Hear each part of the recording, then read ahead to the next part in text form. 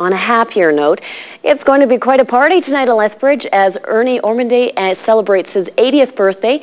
Ormandy, who was born on Valentine's Day in 1922, will celebrate with a sister he hasn't seen in 55 years. Tonight, Terry Vogt reports on a reunion that's long overdue. It's demolished, as you can see here. Elizabeth and Ernie were the youngest of 8 children in the Ormandy family, and now the only one still living.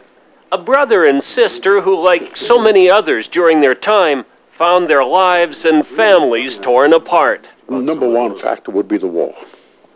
Primarily, that was the main problem. The Ormandy children grew up in Everton, a part of Liverpool. But when World War II broke out, Ernie joined the Royal Air Force and was sent to Canada for training. Met my wife and married in 42. Went back in 43. And I was involved in the war in Germany. During the war we lost contact because he was, I don't know where he was, abroad or anywhere. Back in Everton, the family home was destroyed in a German bomb raid. The family moved from apartment to apartment.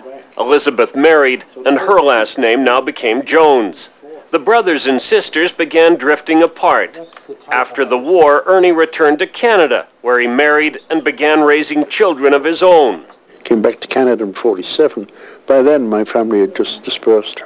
As the years went by, more than half a century altogether, Elizabeth and Ernie went on with their separate lives.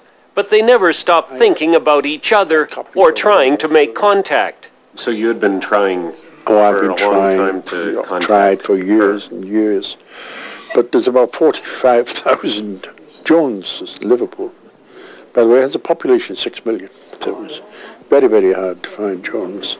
So I'd sort of given up. Mum always knew that in her heart that he was still in Canada and he was alive and that she would find him one day. The breakthrough came last year when Elizabeth's son Jeffrey discovered some information on the Ormandy family history over the internet. Somebody wrote back to me from South Africa and they pointed me to somebody in Georgia.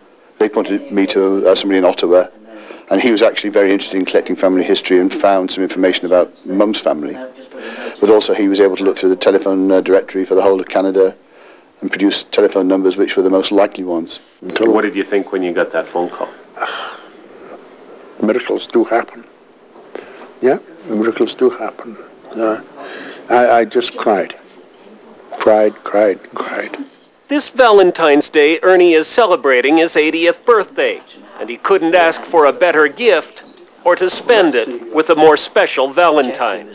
Terry Vogt, CFCN News. The two are already making plans to get together again. Ernie has a heart condition that prevents him from flying to England, but Elizabeth is already making plans for another visit to southern Alberta.